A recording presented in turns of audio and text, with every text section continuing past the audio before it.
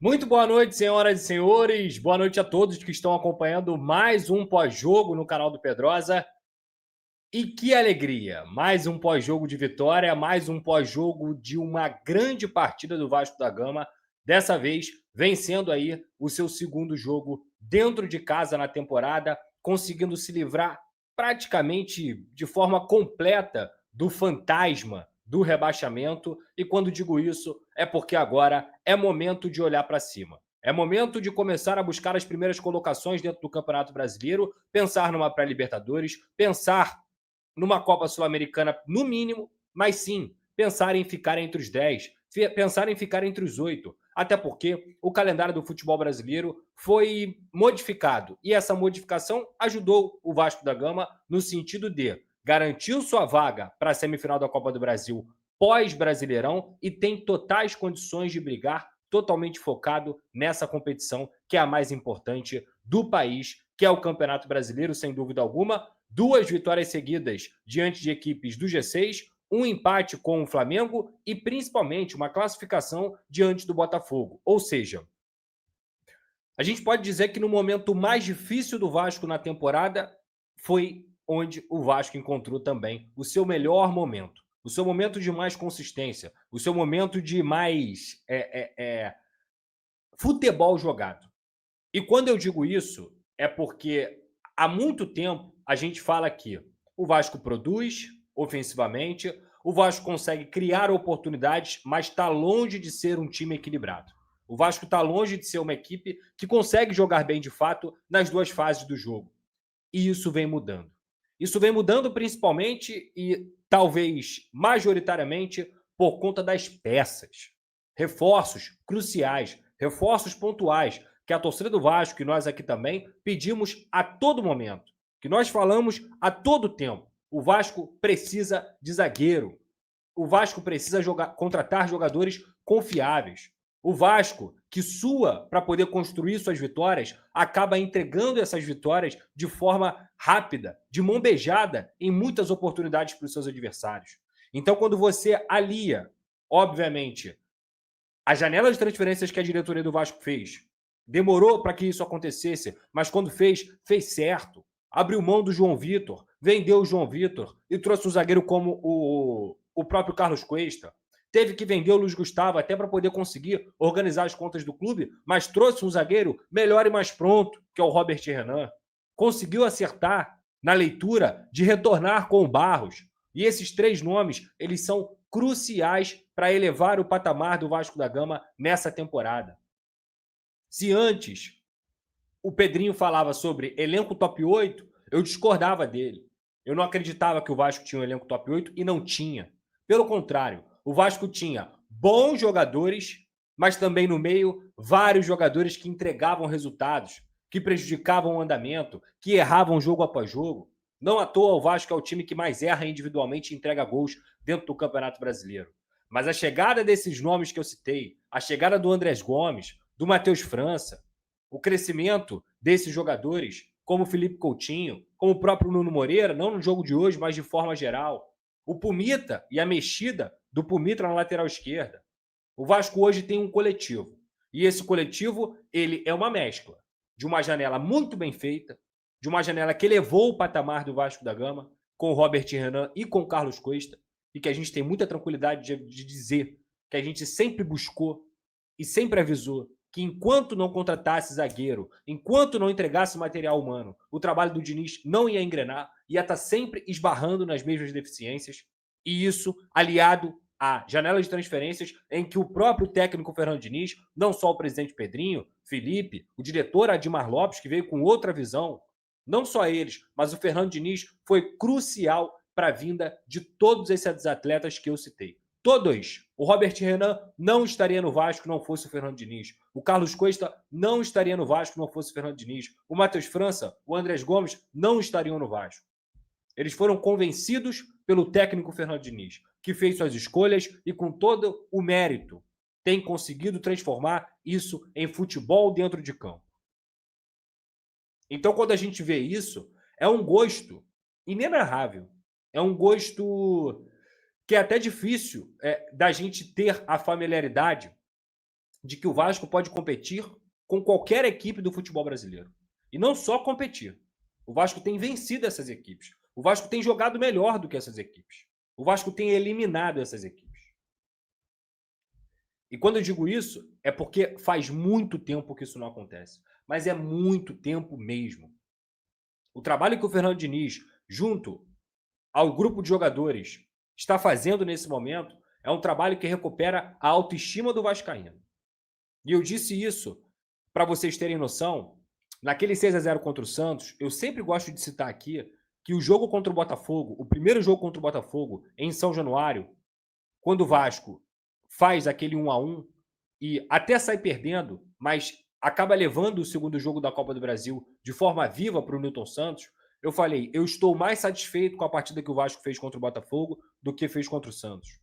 A evolução que aconteceu na partida contra o Flamengo, onde o Vasco também competiu, a eliminação do Botafogo, a vitória contra o Bahia e até mesmo o empate contra o Ceará, que infelizmente acontece num erro incomum do Paulo Henrique, era um claro recado de que o Vasco estava em um processo de evolução. E não só o Vasco. Eu acho que quando o coletivo se mostra forte, o individual também aparece. Quando o coletivo ele se mostra coerente, equilibrado, conseguindo cumprir as funções táticas com e sem a bola, o individual aparece. E falo isso não só sobre o Felipe Coutinho, que é chover no molhado. O Felipe Coutinho já não é mais um momento, ele é uma realidade. Ele voltou. Ele voltou. Não a ser o jogador do Liverpool, até porque a idade dele não permite mais. Mas ele voltou para ser o cracaço que ele sempre foi. Para ser um jogador extremamente talentoso, experiente, e que até mesmo, até brinquei no Twitter, ele sempre foi um cara que tentava bater faltas, mas ele nunca foi um especialista em bola parada. Agora, até mesmo nessa valência, a maturidade está dando para ele uma especialidade que ele não tinha anteriormente. Qualquer bola parada do Felipe Coutinho gera algum tipo de perigo. É um jogador totalmente influente dentro do jogo e que a gente pode falar que ele é o maestro. Ele é o cara que comandou o território de São Januário hoje. Mas ele é fruto do coletivo. Ele é fruto de uma zaga bem postada, com o Robert Renan, que fez um jogo brutal hoje, do Carlos Cuesta, dos jogos dos laterais que assim foram impressionantes, tanto do Pumita quanto do Paulo Henrique. É incrível você ver como o Fernando Diniz colocou o Pumita em outra prateleira, como ele melhorou o Pumita Rodrigues. O Paulo Henrique é um caso à parte. O Paulo Henrique ele já era um jogador que vinha desempenhando dentro do Vasco da Gama em 2025. Aliás, para ser muito honesto, tem 2 anos que o Paulo Henrique joga bola, essa bola. Talvez ele esteja no seu melhor momento porque o coletivo tem potencializado ele também.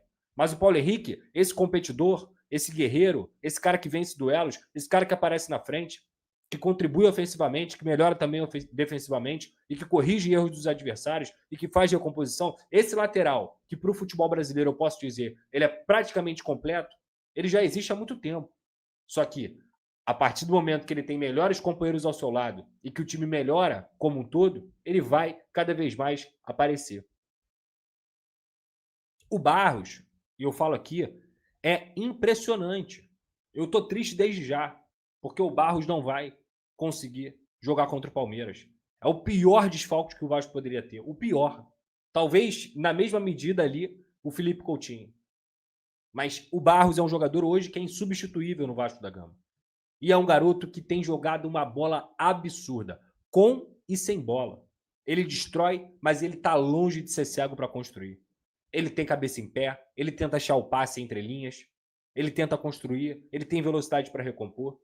É um jogador, cara, que realmente veio para ser especial dentro do Vasco da Gama nessa reta final de temporada e que tomara que continue cada vez mais crescendo, porque é um garoto da base do Vasco, um garoto que ama o Vasco, um garoto que sempre se dedicou, que teve alguns problemas no início, precisou ser emprestado, mas a maturação dos empréstimos foram boas para ele, foi muito bom para ele, e ele volta como um jogador pronto.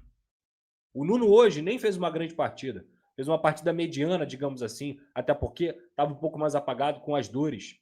Imagino que ele tenha sentido mais dores ainda e você via um ritmo diferente, mas continua sendo um cara que é muito qualificado. O Ryan, não só pelo gol, mas também pela entrega, pela maturidade, pela confiança que esse cara tem demonstrado. Não parece que ele tem 19 anos, gente.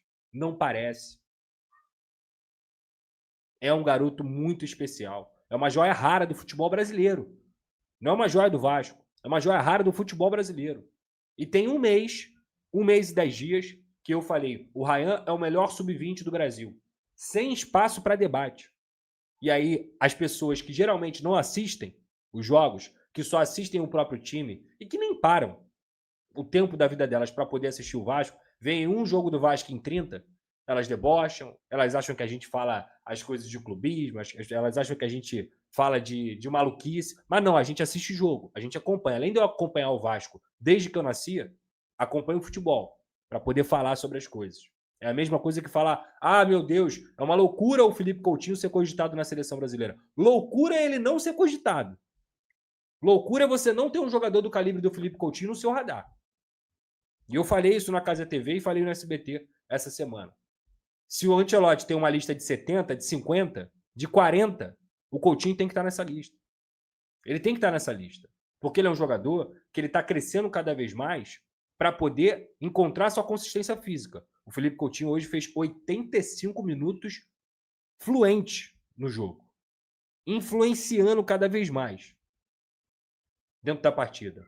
E manteve o seu ritmo físico por 85 minutos. 50 no primeiro tempo e 35 minutos no segundo tempo. Tecnicamente, é indiscutível. É indiscutível. É um jogador que beira mesmo o genial. Ele beira o genial. E mais uma vez, o tempo mostra, daqueles que pouco entendem, ou que pouco procuram, ou que pouco sabem, que o Felipe Coutinho de fato é um talento assombroso. E aí você vê nesse momento as palavras Lucas Pedrosa analisando um pouquinho sobre esse jogo Vasco da Gama 2, Cruzeiro 0. E cara, eu concordo plenamente com o que ele disse. Felipe Coutinho jogando muita bola, Ryan, Paulo Henrique, o Vasco fez uma excelente partida. Essa que é a pura verdade. O Vasco dominou do início ao fim, teve muita qualidade, soube segurar no momento que tinha que segurar, ali com a cadência do Nuno, do Coutinho. Assim, jogador realmente extra série, e o certo é realmente o Ancelotti convocar o Felipe Coutinho para a próxima partida, próximo amistoso, porque qualidade ele tem, vem jogando muito bem, então é obrigação que o Felipe Coutinho esteja na próxima convocação.